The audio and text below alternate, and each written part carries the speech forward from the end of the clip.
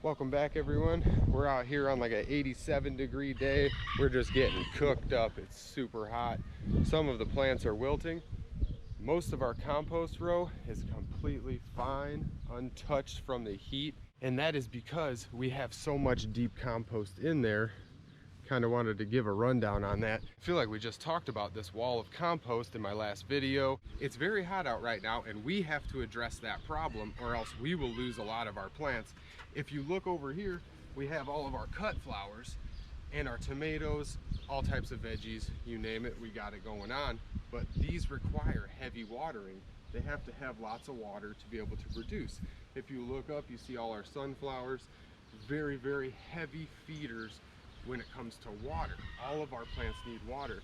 But with this large compost pile we got, we are not having to water this. We only watered this right when we planted, and we have done nothing more. We're surviving off of just rainwater and groundwater and what water we can hold in our compost pile there. So this has been a super cool experiment all around, getting an early start by heating our compost up and then pouring it out and planting into it. You'll have to check out our last video where we talked about all that. See, we're out here today talking about holding water because we had a cold spell, now it is just baking. When it comes to keeping your plants nice and moist, you can either use some type of wood chip ground cover, where when we dig several inches down, we are finding moisture. And if we walk over here to our large compost pile, most of it has just turned to dirt. You can see all of that life, the rhizomes living in there. This is just one little dried out piece of compost.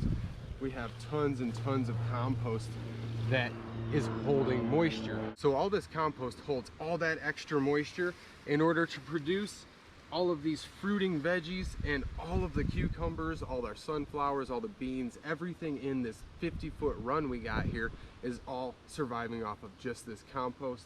No more watering the whole entire summer. That was very, very cool to me.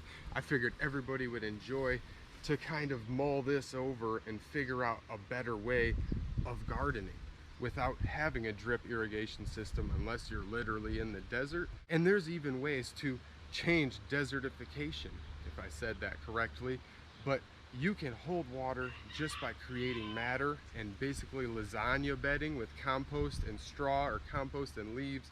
You just have to get the matter down and you can produce all of these for free. We have zero work into this other than harvesting after the initial planting. We've got all our beans, we've got our crooknecks, cucumbers, and we got tons of zucchini. We've even got some pumpkins and some butternut squash in there. Everything's growing in here and it's surviving. So when we couldn't get the wood chips down here, we decided to just take all of our chicken compost. We had tons and tons of chicken compost built up from the winter time. We dug it all up, just dumped it down this line, and it is producing heavily for us. This is just a sample of what we take every week to our local market here. We are having great success with this. We're basically taking our garden to the market. So how all of this compost talk and retaining water relates to our market garden is the way it makes our job so much easier. We've always got so much work to do between harvesting or maintaining plants or planting and recycling plants. If you want to take a walk into the greenhouse with me here, we've been super busy planting plants along with harvesting plants and eating it sometimes too. We've got a full-on jungle in here. We have planted these plants. This is the perfect environment for starting seeds. We've got little kale started. We've got pak choi and tatsoi. We've got our fall mums propagating, and we've got all of our other propagations you've already seen. All of these are cold hardy plants that we're going to put into pots and sell at our market for a couple bucks a piece, and everybody can plant out their fall garden. They're set. It is super hot in there.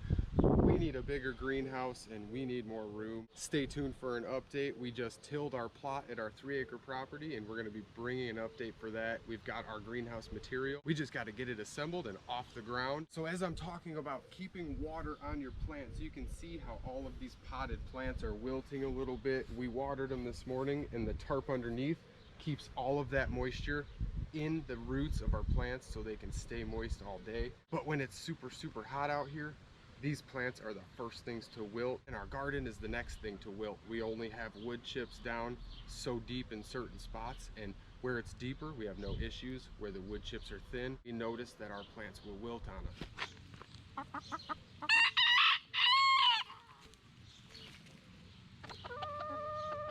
When it comes to composting, these guys are the #1 composters. Our chickens do all of the work. Our chickens do all of the work for us. They turn all of this. Every once in a while, I'll come out here and pull all of the veiny stuff, all of our twiggy. We'll rake through the top. That's about it. Whenever I come out here, this little guy's got to strut his stuff and give me a nice cock-a-doodle-doo. So I'll just keep until you cock. See you later, buddy.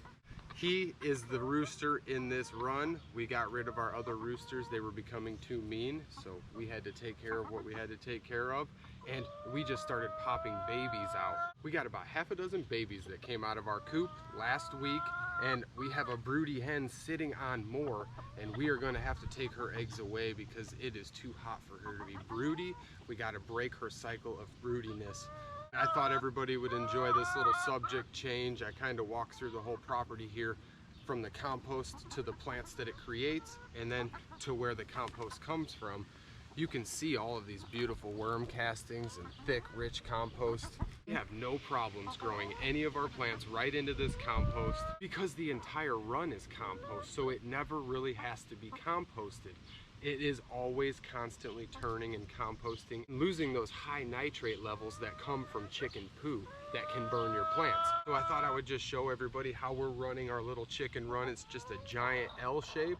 We throw everything in this end and it finishes at the other end. Because if you have chickens at home and you are not doing this yet, you need to do so. Throw all your scraps out here, throw all your grass clippings, throw everything out, kind of mull it together, and then just let the chickens have it. It will all break down. You will create good, rich compost the natural way. It took us a little while to figure this system out, but this system works for us. These chickens do all the work. All we have to do is basically harvest, just like with our compost run where we planted our 50-foot wall of plants. All we do is come and harvest. All we do is throw it in, the chickens tear it up. I'll rake up some of the sticky stuff. Like this will not break down very fast, so we will toss that out to the side, maybe burn it, and ash, we will use ash in our garden, or we will just recompost it underneath a tarp to actually break that material down. All right, I wanna go show some baby chickens real quick before I let you go.